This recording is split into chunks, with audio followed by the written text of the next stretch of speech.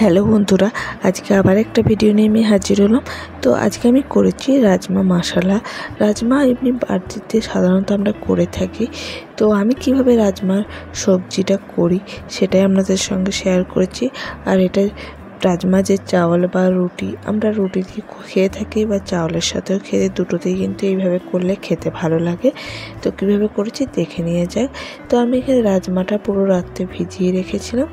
সেগুলো জলটা ফেলে রাজমাগুলো এরপরে একটা কুকারের মধ্যে দিয়ে দেবো।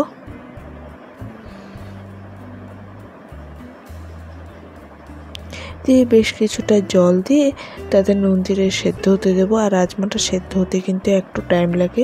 এখান থেকে আমি রাজমাটা 8 থেকে 10টা সিটি দেবো।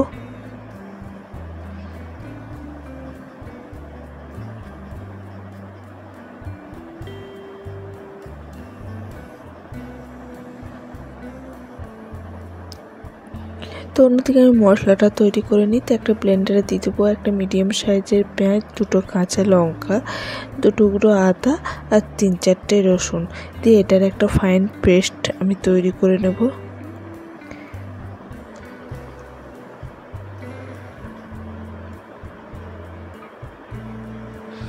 অন্যদিকে আমি কড়াইয়ে দিয়ে দেবো 3 চামচের মতন তেল।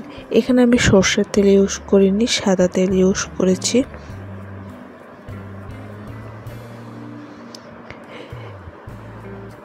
তেলটা গরম হলে তাতে দেব 1 টিস্পুনের মতন গোটা জিরে, দিয়ে বেশ কিছুটা পেঁয়াজ কুচি দেবো। এখানে একটা বড় সাইজের পেঁয়াজ দিয়েছি, সেটা কুচি করে দিয়েছি টমেটো কুচি, আর দেবো জিরে, ধনে, কাশ্মীরি চিলি পাউডার, হলুদ, এগুলো সব 1 টিস্পুন করে দেবো। আর গুড় পাউডারও দেবো। আর দেবো 1 টিস্পুন মতো লবণ, যাতে টমেটো পেঁয়াজটার মধ্যে লবণটা যায়। লবণটা আর আমি দেবো না, যেহেতু সেদ্ধ করার সময় রাজমাতে দিয়েছি।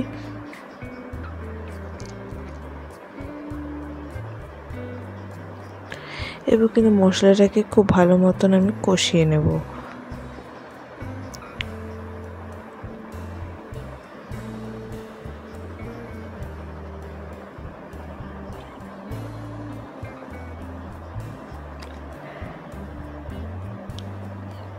আর দেবো যে মশলাটা আমি বেটেছিলাম আদা পেঁয়াজ রসুনের, সেই মশলাটা 3-4 চামচের মতন দিয়ে এটাকে মশলাটাকে মিডিয়াম টু লো ফ্লেমে কষিয়ে নেব। ঢাকা দিয়ে দেবো যাতে মশলাটা কষে যায়। তো মশলাটা কষে গেছে, দেখতে পাচ্ছেন টমেটো পেঁয়াজ সমস্ত কিছু গলে গেছে। এই টাইমে আমি দিয়ে দেবো সেদ্ধ করা রাজমাগুলো। রাজমাগুলোকে দিয়ে ভালো করে মশলার সাথে মিশিয়ে নেব।